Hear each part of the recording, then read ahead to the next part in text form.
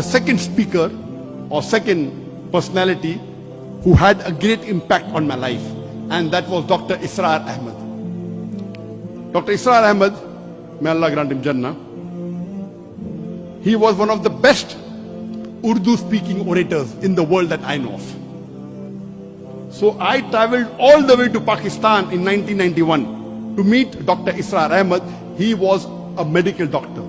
He wasn't trained in any Islamic institute or Islamic university. He was a medical doctor inspired by Maududi, Jamaat-e-Islami, went to Tabligh Jamaat, then started his own organization, Tanzim al-Islam. I went to Lahore to meet him. And I was shocked at his simplicity. The command that he has over the Quran. He also speaks in English, but mainly in Urdu. And I was impressed by it. So I purchased all his video cassettes and added to the video cassette library. And to cut the story short, I learned many things from him. I'll just mention two important things I learned. Number one, he told me that I told about my background. I'm a medical doctor. I've just passed. And in 1991, I finished my medical studies and I was doing my internship when we started the organization. In 1991, in 1990, I finished my medical studies. For 1 year, there was internship. And during internship, I had more time, so we started the organization. So I told him, I've just finished my medical studies. I would like to become a surgeon, do my MS, and I'm interested in Dawah. So he told me, son, you have to choose between the two.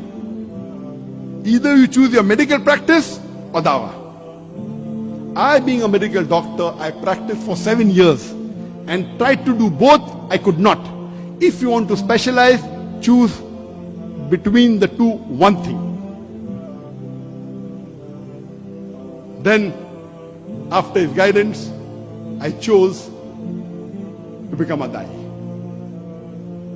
The second thing I learned from him was, he told me that if you want to become a Dai, see to it that you make your personal needs the minimum. I said, why? He said, if you make your personal need the minimum, with the least amount of monthly requirement, you can speak the truth more easily.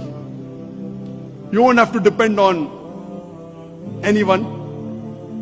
You won't have to depend on please someone who's paying your salary. See to it that your needs are the least. And I saw that he had such a big institution, but what a simple man, Dr. Israr Ahmed. May Allah grant him Jannah.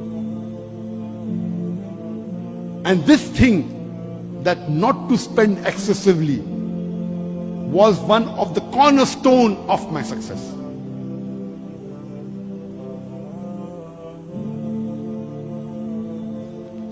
Just in case I forget, towards the end I may tell you, but today I require only 2,000 ringgit a month for me and my wife to survive. Only 2,000 ringgit. Very comfortably. Very comfortably. Not for my Dawah activity. Dawah activity, though I have travel, fly, I pay my own money, that's different. That may be in large amount, but for my personal needs, 2,000 ringgit is sufficient. In Bombay, it was 40,000 rupees. Here it is 2,000 ringgit, sufficient. Inshallah, time permits, I'll come to it later on. So these two things I learned from Sheikh Ahmed Deedat. And when I came back, I told my parents, initially when we started the organization, Islam Research Foundation, I told my parents I will only be giving 2 hours a week. Because once I finished my internship, when I joined the MS surgery, I have to be there 24/6 or 6.5. Maybe I get half a day in a week free. So I spend some time with my family and 2 hours in this organization. But then I decided I will not do my post-graduation. I told my parents, I want to give 2 hours a day for Dawah and the balance time for my medical practice. My father had a roaring practice. My elder brother, Dr. Muhammad Naik, also was a doctor. And my brother, he was a very good orator. So when Sheikh Ahmed Deedat came, he was the MC. Because he was the Secretary General of his medical college. very good orator, not an Islamic speaker, but a general orator. So that's how Sheikh Deedat was impressed. So I told my parents, 2 hours dawah, remaining medical practice. After a couple of months, I said 50% dawah, 50% medical practice. They said no problem. Then I said 2 hours medical practice, remaining dawah. They said no problem. Then after maybe a year or so, I said full-time dawah. They said no problem.